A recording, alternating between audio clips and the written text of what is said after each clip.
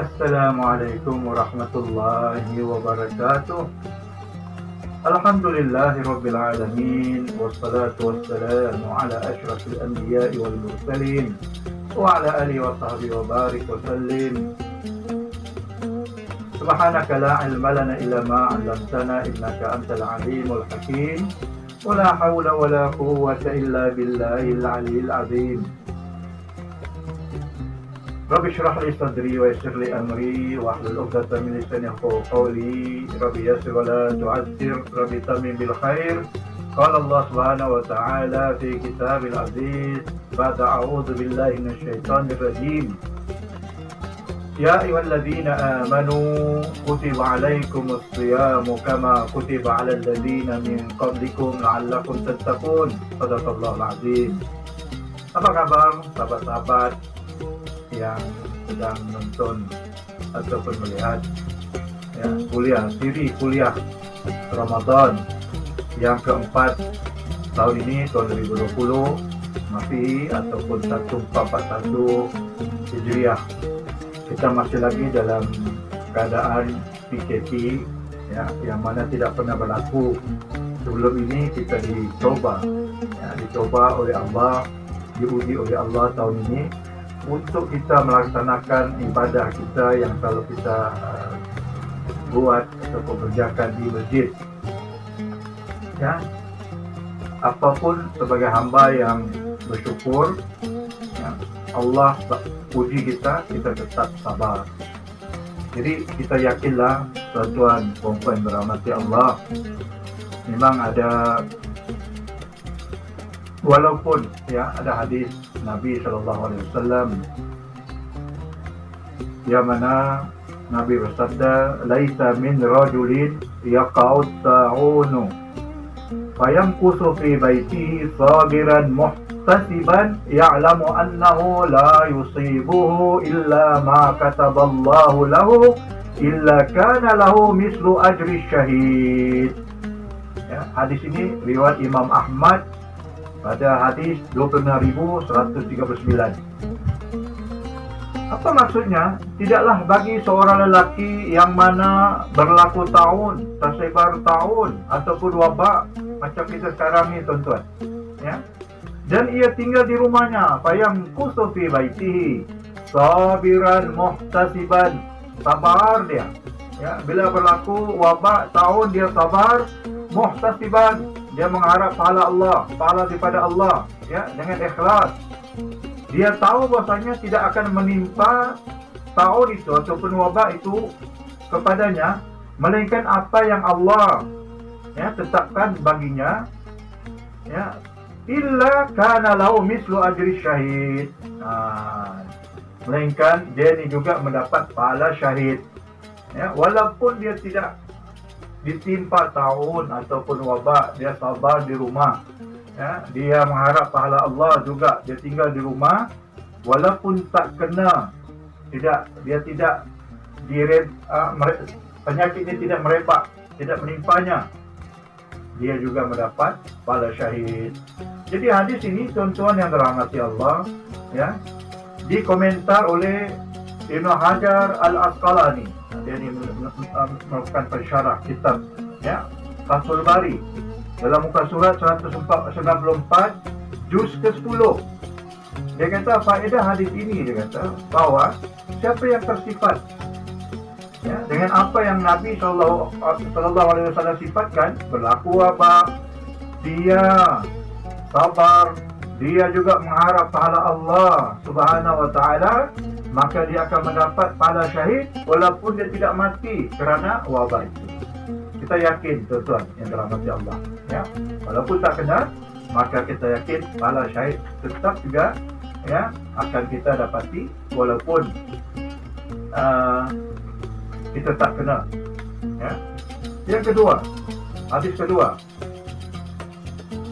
walaupun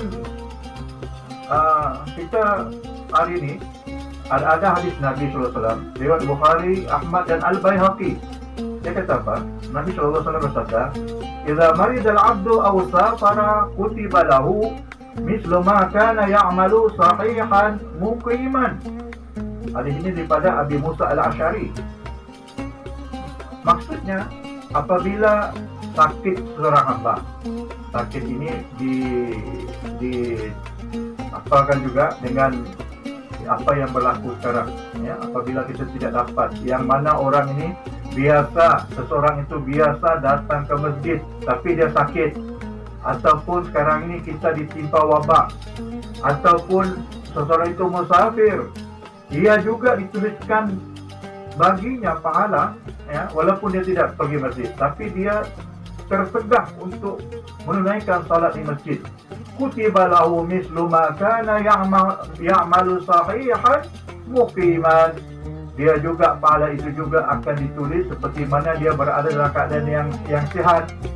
Ya, dia boleh pergi ke masjid dan dia bermukim. Inilah pahala, tuan-tuan yang dirahmati Allah. Bila berlaku wabah ini, kita sembahyang di rumah, Allah bagi juga ganjaran seperti mana kita pergi ke masjid. Jadi hari ini, ya, saya akan membawa ataupun mengajak tuan-tuan, perempuan untuk kita bukan berdiskusi, kita membincang tajuk amalan-amalan di rumah, ya, ketika di bulan Ramadan, ketika di rumah ketika bulan Ramadan, ketika berlakunya PKP ini, ya. Amalan ini juga saya share ataupun, ya, bagi kepada sahabat-sahabat yang saya bimbing untuk pergi melakukan umrah. Saya tak akan bawa semua hadis, tetapi beberapa hadis yang sempat saya rakamkan di sini, takut terlalu panjang, ya, terlalu panjang.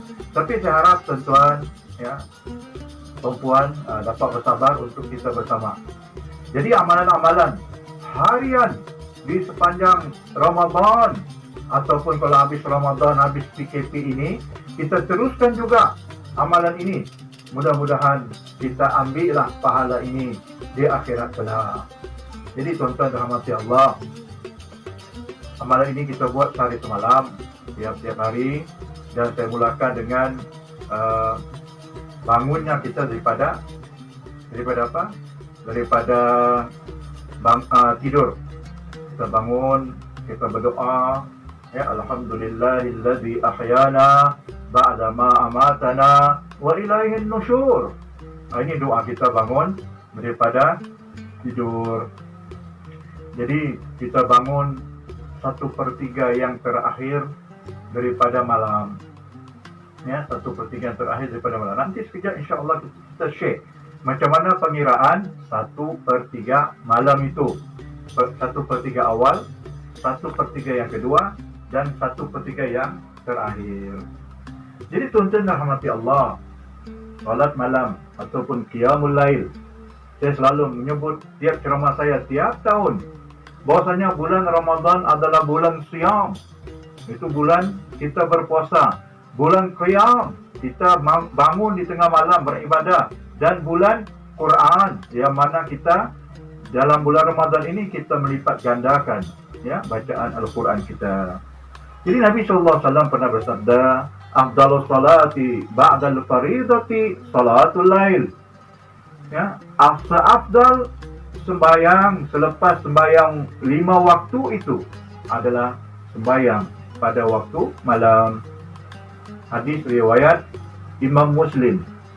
Jadi tuan-tuan, seperti mana saya sebut tadi, yang paling afdal kita bangun malam ini adalah 1/3 akhir malam, yang mana ada hadis yang menyebutkan daripada Abi Hurairah radhiyallahu an, yang diriwayatkan oleh Imam Muslim, idza madha syatrul lail, apabila berlalu, ya, separuh malam, au sulusahu, ataupun 2/3 malam, yanzilullahu tabaraka wa ta'ala ila sama'id dunya, Allah azza wa jalla akan turun ke langit dunia.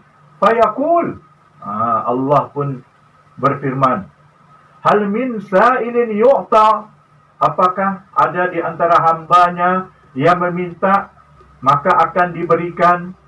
Hal min da'in yustajabu lahu, adakah Orang yang berdoa maka akan istijabahkan, ya, diterima doanya.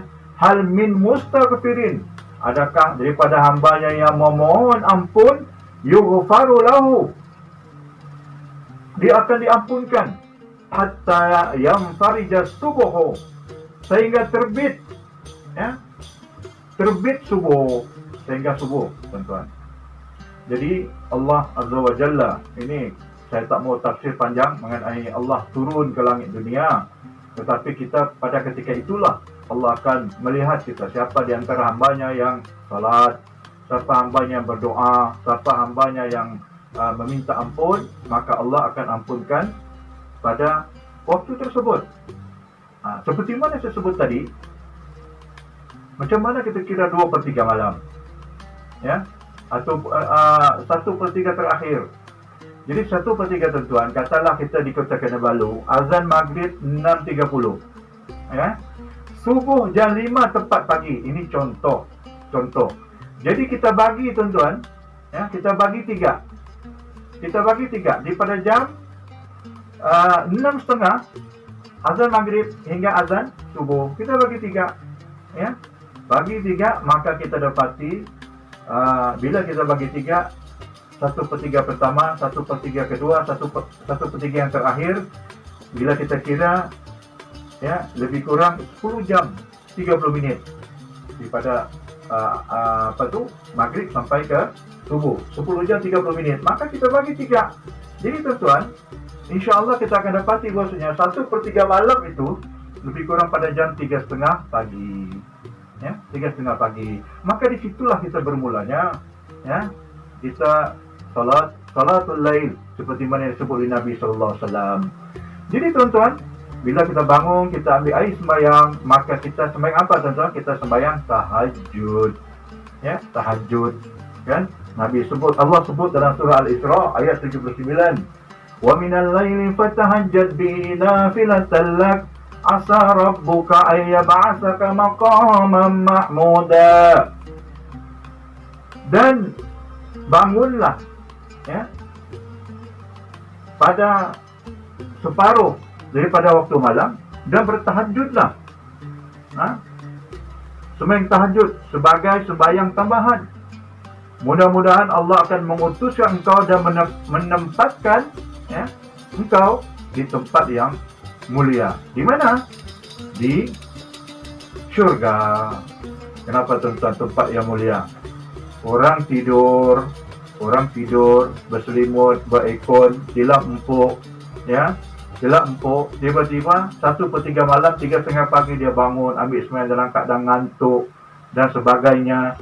Maka oleh kerana susah payahnya untuk menyembah Allah di pagi yang gening, maka mudah-mudahan Allah akan menempatkan, ya, seorang hamba itu, ya, di tempat yang mulia, maqam mahmuda di akhirat. Jadi, tuan-tuan, sembahyang tahajud ini sekurang-kurang 2 rakaat, ya. Niatnya usolli sunnat tahajud di rakaatain lillahi ta'ala saja. Aku sembahyang tahajud 2 rakaat kerana Allah, sekurang-kurang 2 rakaat. Ada juga ulama kata sembahyang tahajud ini tidak terbilang berapa banyak kita mau buat, kita buatlah berapa banyak, ya. Kalau kita nak ikut Nabi sallallahu alaihi wasallam daripada hadis Aisyah, ya, Aisyah pernah berkata, "Maka yazidu fi Ramadan wala fi ghairihi ala 11 rakaat." Ya, tidaklah Nabi sallallahu alaihi wasallam menambah pada bulan Ramadan ataupun pada bulan selainnya, ya, 11 rakaat. Hadis ini diriwayatkan oleh Imam Bukhari. Tapi, tuan-tuan, kita tengok Nabi SAW 8 rakaat itu bukan alang-alang panjangnya. Jadi, oleh itu kita boleh, kalau oleh kerana kita tidak hafal dan sebagainya, ayat-ayat surah, kita boleh buat banyak, ya, berapa banyak pun. Tapi sekurang-kurangnya 2 rakaat, ya. Sebab dibuat itu masna, dua, ya. Lepas tu, tuan-tuan, lepas kita sembahyang tahajud, kita buat apa? Sembahyang taubat, ya. Sebab banyak kita punya doa ini terhijab, boleh jadi dengan sebab dosa-dosa kita. Ya, dosa-dosa kita niat usalli sunnat taubati rakataini lillahi ta'ala. Kita saja aku sembahyang taubat 2 rakaat kerana Allah. Ya. Jadi disitulah kita memohon kepada Allah, sembahyang taubat, memohon diampunkan dosa kita, dosa ibu bapa kita, dosa anak-anak kita, dosa guru-guru kita, ustaz kita, ulama-ulama kita, ya, serta mukminin dan mukminat, muslimin dan muslimat, ya. Kita mohon ampun kepadanya. At-taibu minaz zambi kama la zambala, seperti sabda Rasulullah, orang yang bertaubat daripada dosa seperti mana mereka yang tidak ada dosa. Ya. Itu solat yang kedua, bila kita sudah lepas sembahyang tahajud. Yang ketiga apa? Kita solat hajat. Solat hajat. Ya, dia punya niat apa? Usalli sunnatul hajati raka'ataini lillahi ta'ala. Saja aku sembahyang hajat 2 rakaat kerana Allah Ta'ala. Ya, kita sembahyang tahajud kah ataupun taubat tadi atau hajat, sama ada rakaat pertama kita baca qul ya ayyuhal kafirun lepas Fatihah, dan rakaat kedua kita baca lepas Fatihah itu qul huwallahu ahad, tidak ada masalah. Yang penting kita salat. Ya, yang penting kita salat, menunjukkan bagaimana khudu'nya, tunduknya kita kepada Allah Azza wa Jal. Jadi tuan-tuan yang dirahmati Allah, ketika kita tadi sembahyang taubat ataupun kita sembahyang hajat, kita panjangkanlah sujud kita, kita mohonlah kepada Allah Azza wa Jal untuk kebaikan dunia. Ya, dunia kita memohon kepada Allah tentang kebaikan dunia, panjang umur, murah rezeki, ilmu yang kita belajar dan kita sampaikan itu bermanfaat kepada diri, bermanfaat kepada keluarga dan bermanfaat kepada masyarakat. Dan ilmu yang kita ajar itu janganlah ilmu-ilmu yang tidak diakui oleh ahli sunnah wal jamaah. Ya, terkeluar pada itu maka rugilah kita. Ya, kita doakan agar kita sihat, ya, anak-anak kita sihat. Kalau kita ada anak, ya, anak menjadi anak yang saleh dan salihah, dijauhi fitnah, ya, fitnah macam-macam, dijauhi daripada musibah dan bala, jauh daripada penyakit berbahaya, ya, dan mati dalam keadaan husnul khatimah.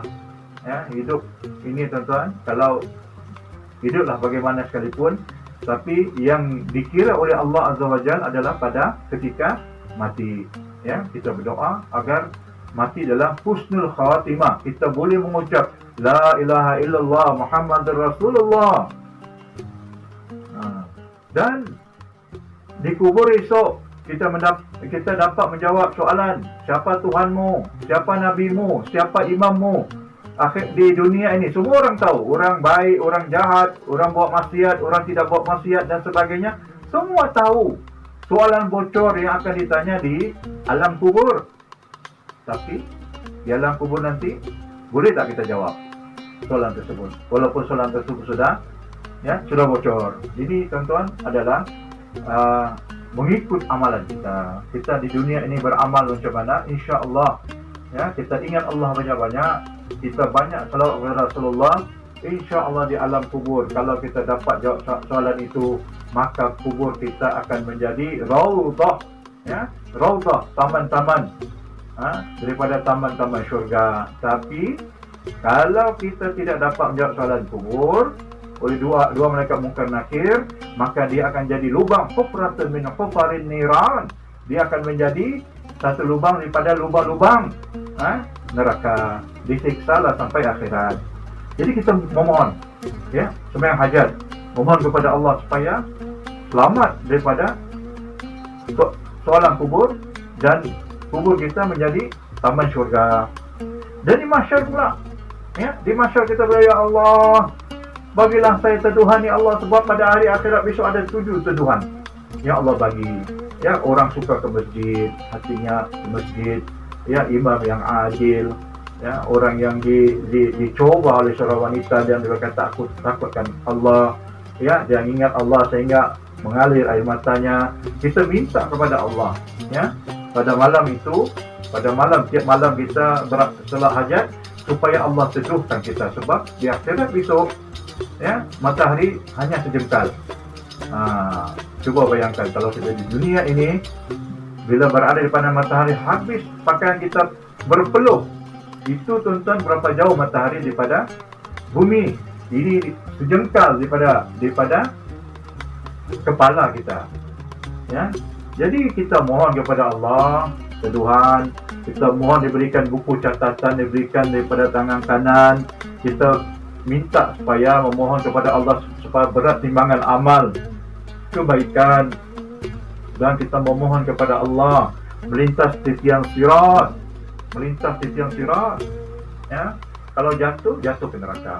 Tiang sirat itu seperti kalbarkil khatib, seperti kilat yang menyambar, laju cepat, ya, cepat.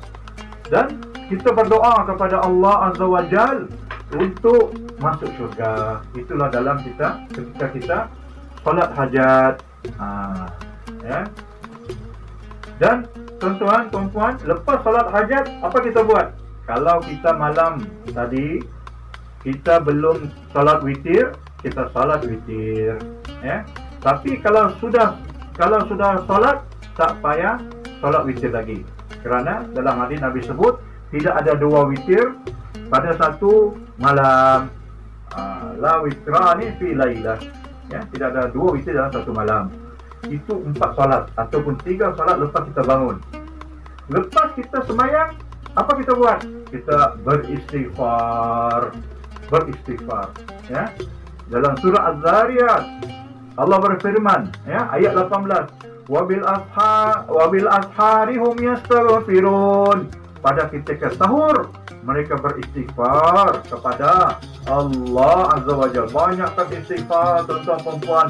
Ya, istighfar dalam keadaan sahur itu. Ya, ambillah kita zikirlah berapa banyak istighfar itu. Kerana dengan istighfar selalunya Allah Azza wa Jalla akan menyelamatkan kita daripada segala masalah, guda gulana dan sebagainya, ada hutang dan sebagainya. Dengan kita istighfar, mohon ampun kepada Allah, ya. Ya, dan inilah amalan ulama-ulama, ya, ulama-ulama besar pada zaman dulu. Pada ketika itu mereka beristighfar, ya, beristighfar kepada Allah Azza wa Jal. Dan jangan lupa, ya, lepas kita istighfar itu, kita jangan lupa untuk bersahur, ya, sebab Nabi SAW ini perintah. Nabi kata tasaharu fa inna fi sahuri al barakah, ya. Ini hadis Imam Bukhari dan Muslim. Bersahurlah kamu, kerana pada sahur itu ada berkah. Berkahnya kenapa, tuan-tuan? Bila kita sahur, dialah yang akan menampung kita punya lemah masa siang itu, sebab maka kita akan ada energi, ya, ada energi kita, ya. Dan satu lagi, Rasulullah bersabda, tasaharu walau bijur'atin mimma. Sahurlah walaupun seteguk air, itu dikira sahur.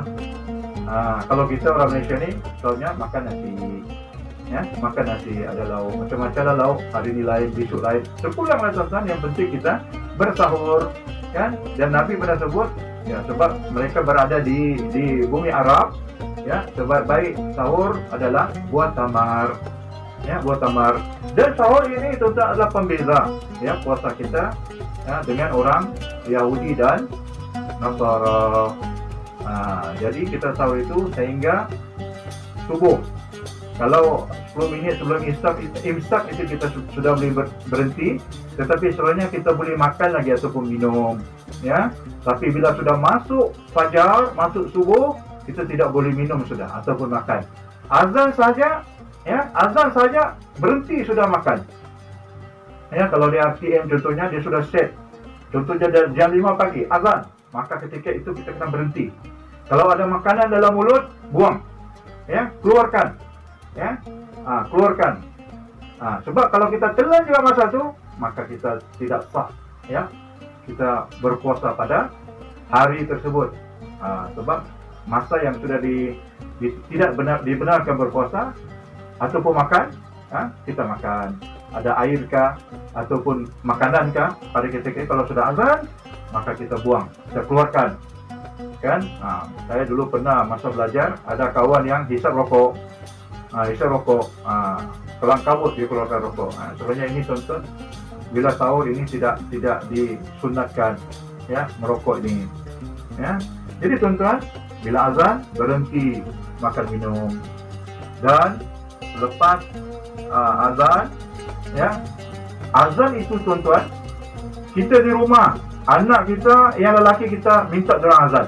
Oleh kerana tidak sampai di masjid, anak kita azan. Kalau kita tiada anak, kita dengan isteri saja contohnya, kita azan juga, ya, kita azan juga. Lepas azan, maka kita sembahyang 2 rakaat qabliyah. Ini sunat muakkad yang sangat dituntut. Sebab Nabi bersabda, "Raka'atul fajri khairu minad dunya wa ma fiha." 2 rakaat sembahyang, ya, sembahyang fajar, sembahyang sunat qabliyah lebih baik daripada dunia dan seisinya. Ini hadis riwayat Imam Muslim. Bila kita sudah ya solat sunat, maka kita sembahyang 2 rakaat subuh berjamaah, ya.